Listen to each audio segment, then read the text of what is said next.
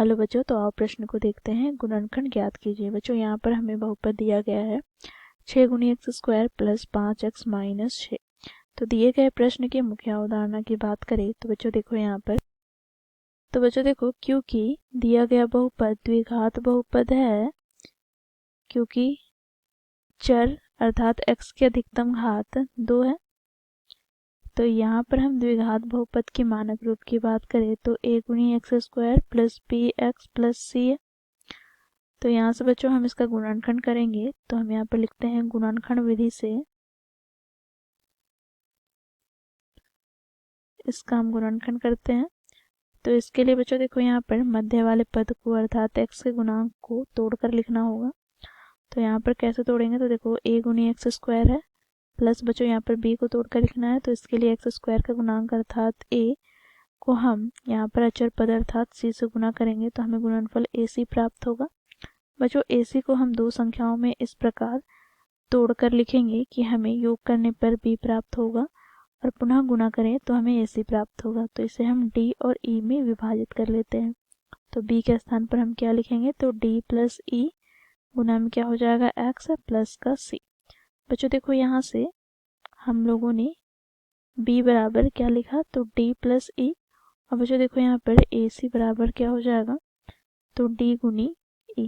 ठीक है, तो इस मुख्य अवधारणा की सहायता से हम दिए गए प्रश्न को हल करेंगे। बच्चों देखो प्रश्न में हमें दिया गया बहुपद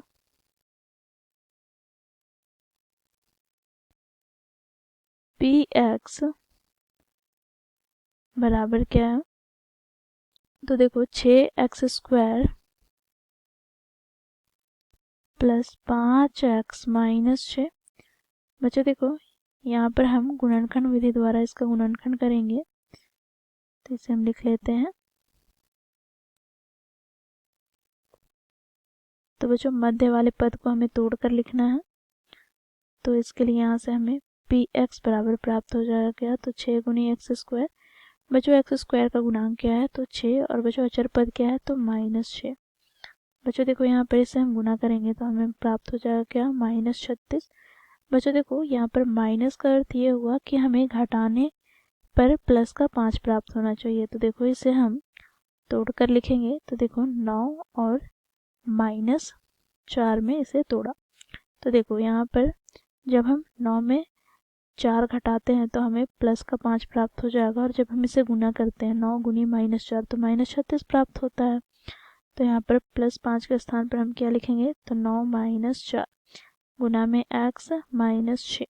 बच्चों देखो इसे हम खोलें कोष्टक को, तो 6 गुनी एक्स स्क्वायर, यहाँ पर प्लस का 9x प्लस माइनस -4x -6।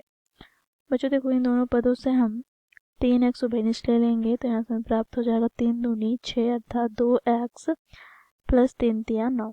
इन दोनों पदों से -2 उभयनिष्ठ ले ले तो 2x प्लस का 3। बच्चों देखो यहाँ पर इन दोनों पदों से हम 2x प्लस 3 उभयनिष्ठ ले लेंगे, तो यहाँ से हमें प्राप्त हो जाएगा 3x - 2। तो ये हो जाएगा बच्चों हमारा दिए गए बहुपद के गुणनखंड।